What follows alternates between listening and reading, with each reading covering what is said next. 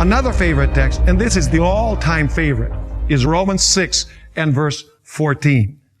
It says there, "For sin shall not have dominion over you, for you are not under law, but under grace." And so people say, see, you Adventists, you're under the law because you think you have to keep the commandments, but we are under grace. Unfortunately, they don't read the next verse. Notice what the Apostle Paul says. "What then? Shall we sin because we are not under law but under grace? Certainly not. Do you not know that to whom you present yourselves slaves to obey, you are that one slaves whom you obey, whether of sin leading to death or of obedience leading to righteousness?" Let me ask you, being under grace, does that excuse us trampling upon God's holy law?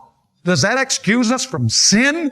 Of course it doesn't, according to the Apostle Paul himself. So when Paul gives a controversial statement, immediately he balances it off. And he says, listen, just because you're under grace doesn't mean that you can trample upon the law. Just because where sin abounded, grace abounds all the more, doesn't mean that you can disobey God's law. Just because you're justified by faith without works of law doesn't mean that you get rid of the law. You establish the law, is what the Apostle Paul has to say.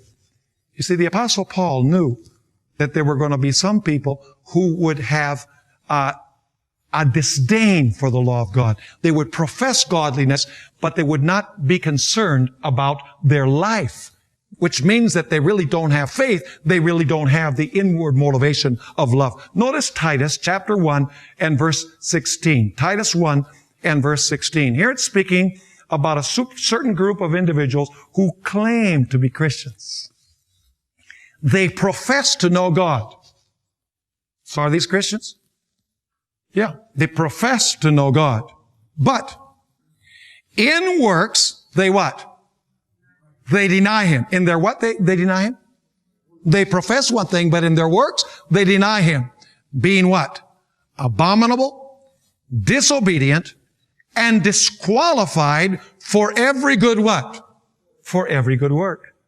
Is the Apostle Paul balanced here? Is he saying that if you profess Jesus, your works should demonstrate it? Absolutely. Notice 1 John 2, 3, and 4. We read this in our last study together. 1 John 2, verses 3 and 4. "Now by this we know that we know Him, if we keep His commandments.